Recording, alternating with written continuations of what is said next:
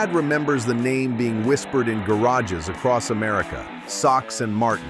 Those two words could make grown men stop what they were doing and gather around whoever was telling the story.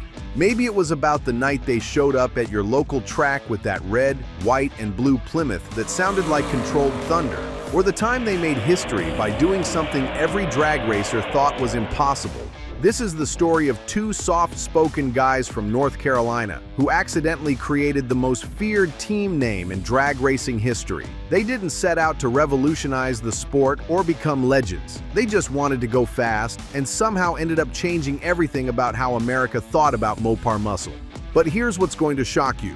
The team that dominated drag racing for nearly a decade was almost destroyed by their own success. The NHRA got so tired of watching them win that they literally rewrote the rulebook just to stop them. And wait until you hear about the controversy that finally ended the greatest dynasty in drag racing history. So settle in, because this isn't just about two racers and their Plymouth race cars. This is about the rise and fall of an empire that proved American ingenuity could triumph over politics, until politics decided they'd had enough. The year was 1962, and every weekend at the primitive dirt tracks scattered across North Carolina, the same story kept playing out. Buddy Martin would roll up in his 409 Chevy, confident he could take anyone foolish enough to line up next to him. Then, this quiet kid named Ronnie Sox would fire up his own 409, and Buddy's confidence would evaporate in a cloud of tire smoke. Week after week, race after race, Ronnie Sox handed Buddy Martin his lunch money with such mechanical precision that other racers started calling Sox the boss. Not because he was cocky or loud, but because when he grabbed that 4-speed shifter, he turned into something superhuman. Those hands moved so fast during a power shift that spectators swore they could see sparks. While other drivers were missing gears and blowing transmissions, Ronnie would bang through the gears like he was conducting a symphony orchestra, first to second to third to fourth, each shift happening at exactly the right moment with exactly the right technique. Buddy Martin was a businessman at heart, and after losing to Sox for an entire season, he made the smartest decision of his racing career. If you can't beat them, hire them. He approached Ronnie with a proposal that would change drag racing forever. Buddy would provide a brand new 1963 Z1142-7 Chevy if Ronnie would drive it. That handshake in a North Carolina garage created the most legendary partnership in motorsports history. Sox brought the driving talent that defied physics, while Martin brought the business sense and promotional genius that would make them household names. Neither man knew they just formed a team that would terrorize drag strips for the next 17 years. By 1964, Sox Martin had established themselves as serious contenders with their Mercury Comet, even winning the NHRA Winter Nationals and earning a spot on the U.S. racing team that toured England. But Buddy Martin saw something bigger on the horizon. Chrysler's new 426 race Hemi was about to change everything. When Plymouth came calling in 1965 with factory support and that revolutionary Hemi engine, Sox Martin made the decision that would define their legacy. They switched to an altered wheelbase Plymouth Belvedere that looked like nothing anyone had ever seen. The front and rear axles had been moved forward, the wheelbase shortened, and the whole car looked like it had been designed by someone who'd given up on the laws of physics. This wasn't just another race car. This was automotive rebellion wrapped in red, white, and blue paint. The altered Belvedere gave birth to the term funny car because spectators took one look at it and said, "That's a funny-looking car." Little did they know they were witnessing the birth of an entire class of racing. But the real magic happened when Ronnie Sox got behind the wheel of that Hemi-powered monster. Chrysler had equipped the car with experimental Hillborn fuel injection that made the engine sound like it was barely contained by the laws of nature. When Sox launched that Belvedere at York US 30 drag strip, he made history. 9 seconds and change. The first naturally aspirated, full-bodied car to break into the 9-second zone. Every drag racer in America suddenly understood that the game had changed forever, and Sox Martin were the ones holding the new rulebook. Coming up, you'll hear about the war that made NHRA officials so desperate, they started changing rules in the middle of seasons.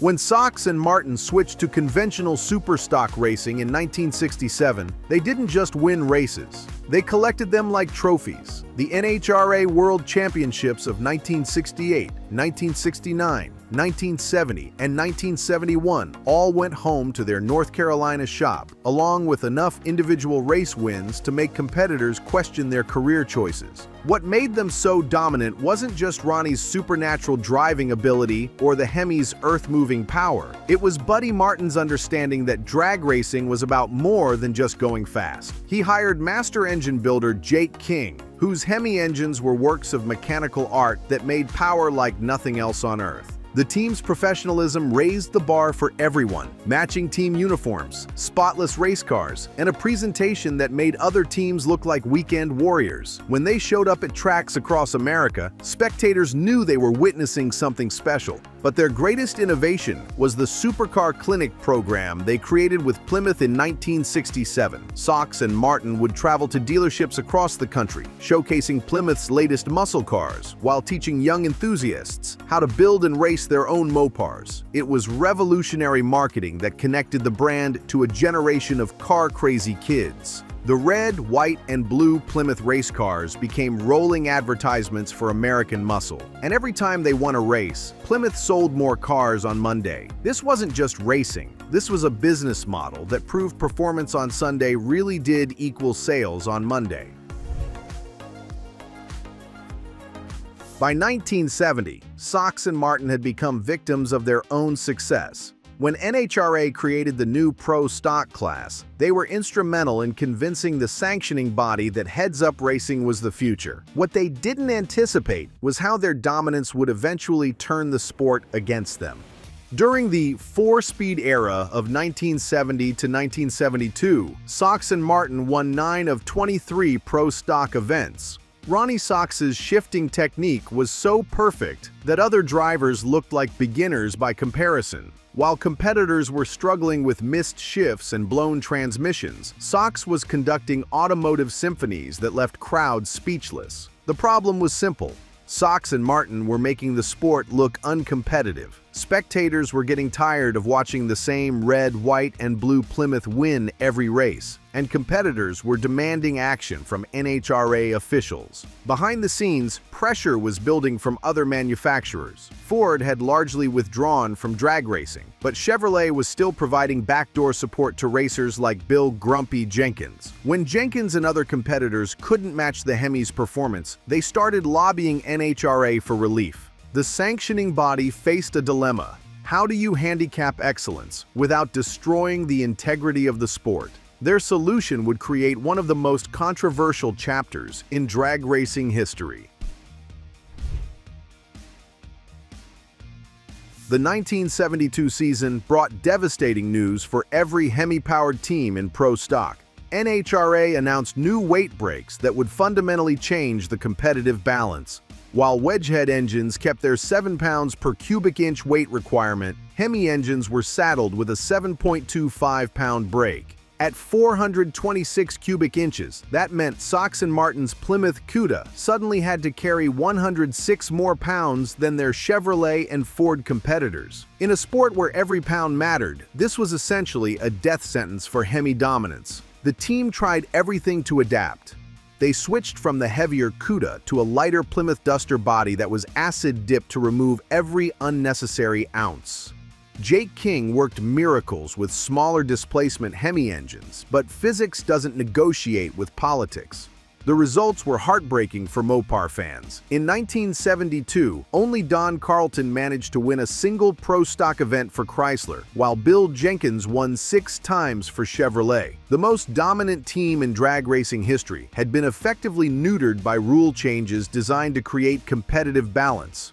Buddy Martin later recalled a meeting with NHRA officials where one looked him straight in the eye and said, "Our fans want to see Fords and Chevrolets running against each other in the finals. We couldn't really care less what Chrysler wants." After dominating the sport for nearly a decade, Sox and Martin had been told their success was no longer welcome.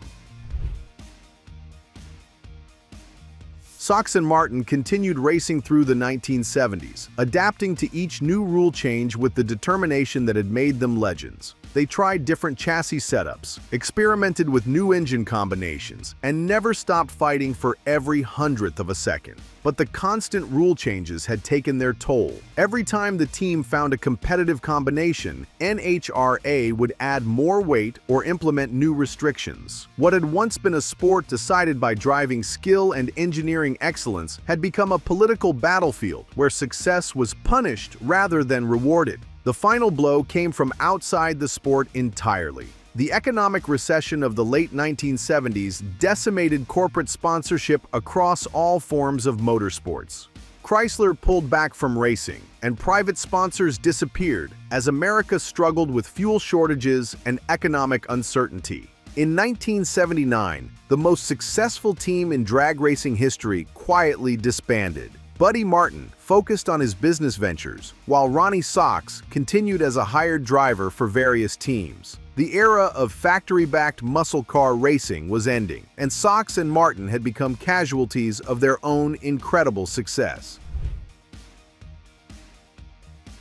Today, more than 4 decades after their dynasty ended, Sox and Martin's influence on drag racing and muscle car culture remains undeniable. They proved that small-town guys with big dreams could compete with factory teams and win. They showed that professional presentation and business savvy were just as important as driving talent and horsepower. Most importantly, they demonstrated that the sport's governing bodies had the power to determine winners and losers through rule changes. The precedent set by the 1972 weight penalties would influence drag racing politics for decades to come. As sanctioning bodies learned, they could control competition through regulation rather than letting performance determine outcomes. Ronnie Sox passed away in 2006, but Buddy Martin remains active in the Mopar community, attending shows and sharing stories with fans who remember when drag racing was decided by talent rather than politics. Their red, white, and blue race cars live on in museums and private collections, reminders of when American muscle ruled the quarter mile.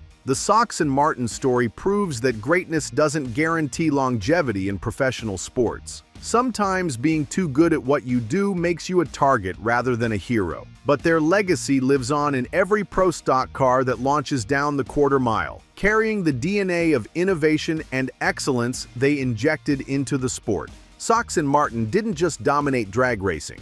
They showed an entire generation what was possible when talent, preparation, and determination combined with the raw power of American muscle.